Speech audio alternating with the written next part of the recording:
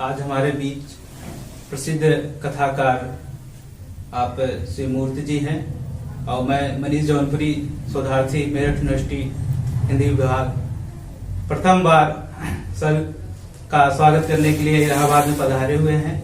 सबका बहुत बहुत धन्यवाद।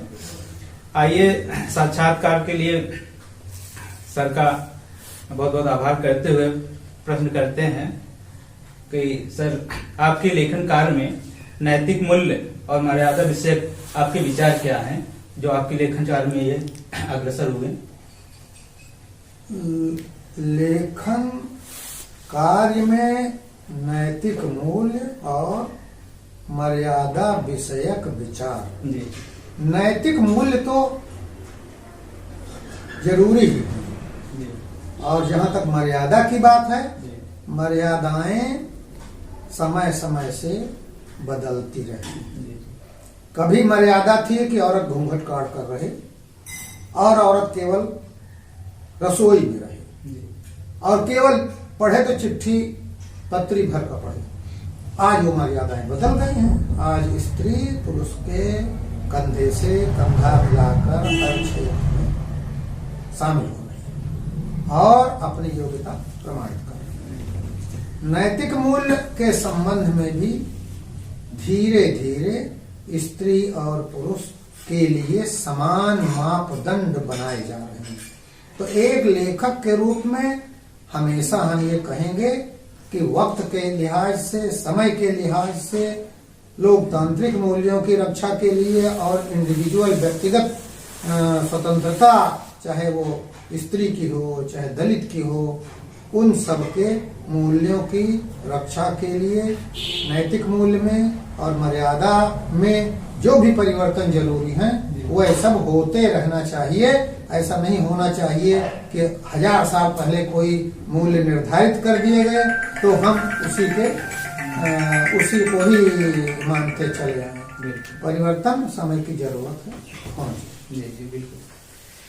अगला सवाल सर आपसे है कि आपके लेखन में आपके परिवार की क्या भूमिका रही है, इसको आप संक्षिप्त में तो बताने। जी, मेरे लेखन में मेरे परिवार की भूमिका यह रही कि मेरे पिताजी धार्मिक प्रवृत्ति के थे। तो वो रामचरितमानस का, हनुमान बाहु का, कवितावली, दोहावली, कबीर के भजन और संतों के भजन ये सब करते रहते थे। तो उससे मुझे किस्से कहानियों के प्रति रुचि पैदा हुई, उत्सुकता पैदा हुई और वही उत्सुकता बाद में कथा साहित्य की ओर मुझे मोड़ी और मैं लिखने की ओर प्रवृत्त हुआ। जैसा कि आधुनिकता और वर्तमान परिप्रेक्ष्य में लेखक को एक उत्तरदायी माना जा सकता है, तो इस पर आपका क्या दृष्टिकोण है कि आज के वर्तमान में क्या? हाँ, लेखक का दायित्व तो बहुत अधिक है। शुरू से यह माना जाता रहा है कि समाज को सही रास्ते पर प्रगतिशील मूल्यों की ओर उन्मुख करने के लिए लेखक की बहुत बड़ी भूमिका है। आज भी यद्यपि साहित्य के प्रति वर्तमान समय में उतनी रुझान नई पीढ़ी की नहीं रह गई है, लेकिन यह निर्विवाद है कि बिना बेहतर समाज बने किसी का कल्याण नहीं है। तो इसलिए लेखक की भूमिका आगे भी बहुत जिम्मेदारी की रहेगी, समाज को आगे बढ़ाने।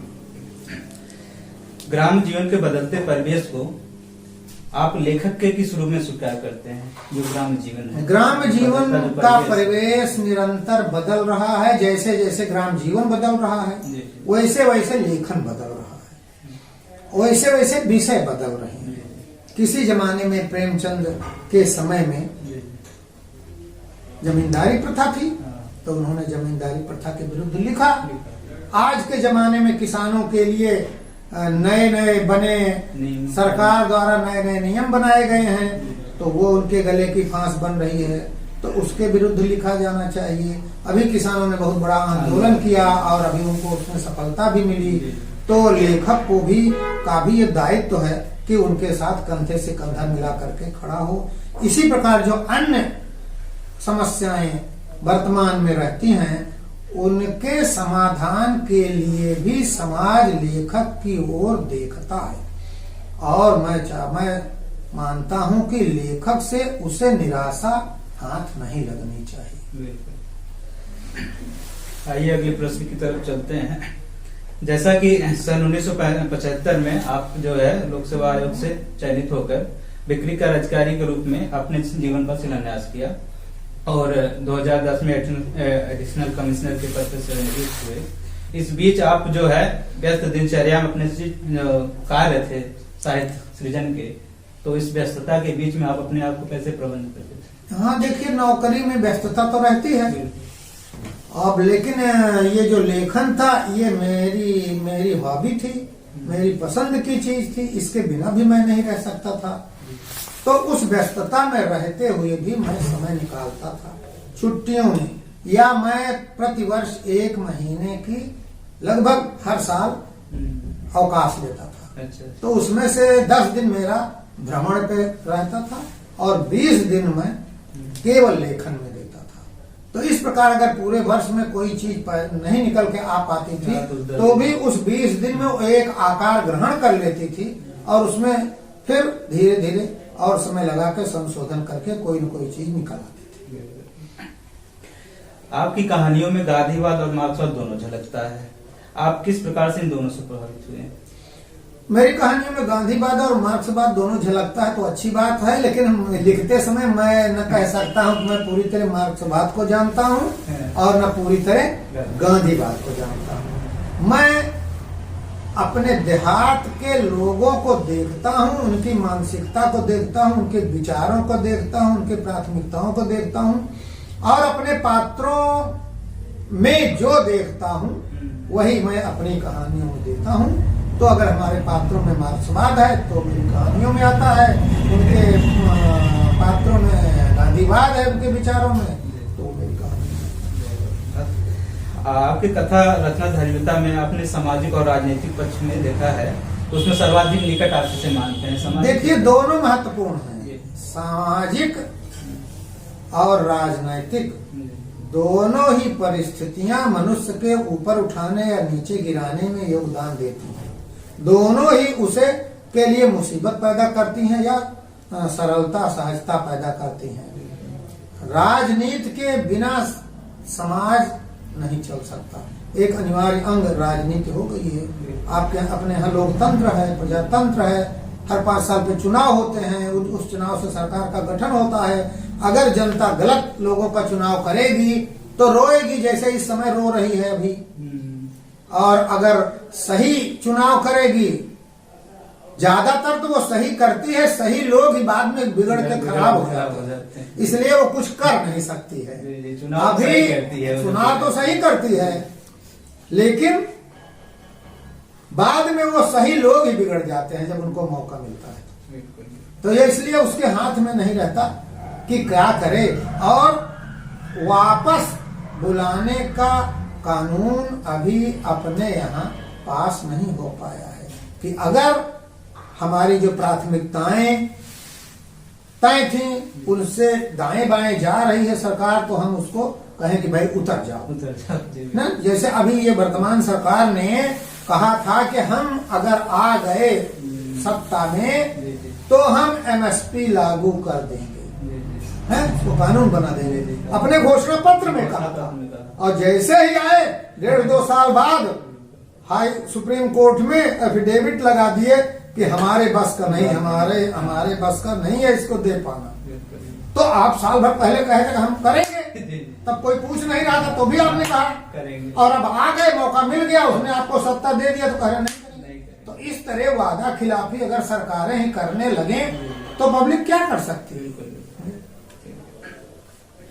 आपके कथा साहित्य में ग्रामीण जीवन का शिल्प है, जिसे हम एक वैकल्पिक समाज के रूप में अगर देखें तो दलित वर्ग है, किसान वर्ग है और संघर्षरत स्त्रियां हैं, जिसे आप न्याय दिलाने में पूर्णतः सक्षम रहे हैं। आप इसे किस सहर्ष से स्वीकार करते हैं? वह देखिए, अपने यहाँ सबसे ज्यादा जो दुखियारे प्राणी हैं वो 3 हैं, दलित, स्त्री और किसान। मजदूर तो फिर भी कुछ हद तक अब ठीक हो रहे हैं। लेकिन स्त्री चाहे जिसके घर की हो, चाहे सवर्ण के घर की हो, चाहे दलित के घर की हो, सवर्ण के घर में भी उस घर की दलित है वो, और दलित के घर में तो दलित भाई है और दलित है ना। इसी तरह दलित वर्ग है कि अभी तक उनको न्याय नहीं मिल पाया, अभी तक उनको लोग छोटा मानते हैं, क्योंकि ये हजारों साल की परंपरा रही है, उनको बराबरी पे नहीं रखना चाहते हैं। और किसान सबका अन्नदाता है कहा जाता है, वास्तव में कहा क्या जाता है, वही पैदा करता है। फैक्ट्री में तो गेहूं चना पैदा नहीं होता है, बनाया नहीं जा सकता, होता है खेत में ही और पैदा करता है किसान ही।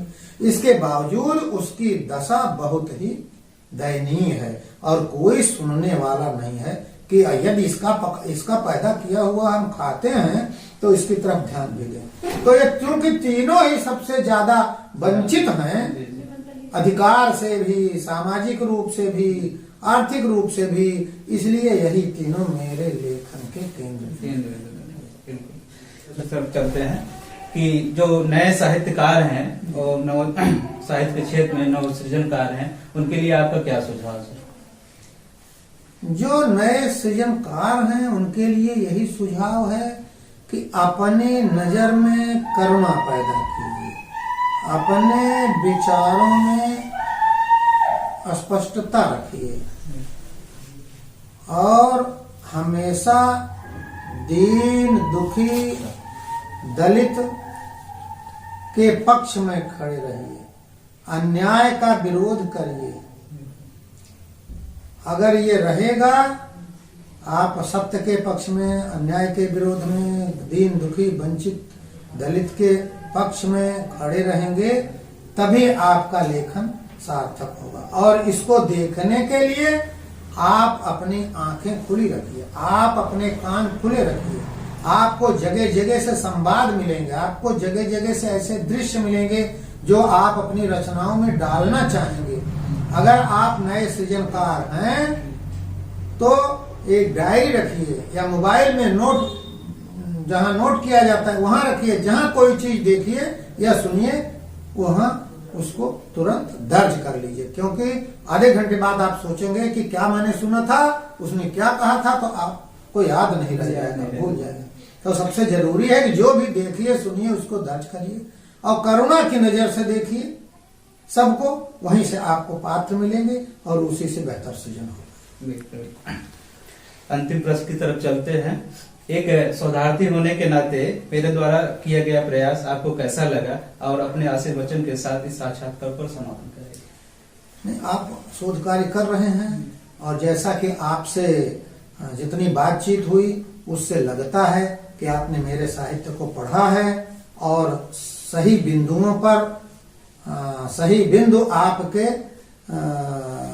जानकारी में है और आपकी जो उत्सुकता है, जानने की ललक है, इन सब से मैं उम्मीद कर सकता हूं कि आपका शोध कार्य बेहतर होगा।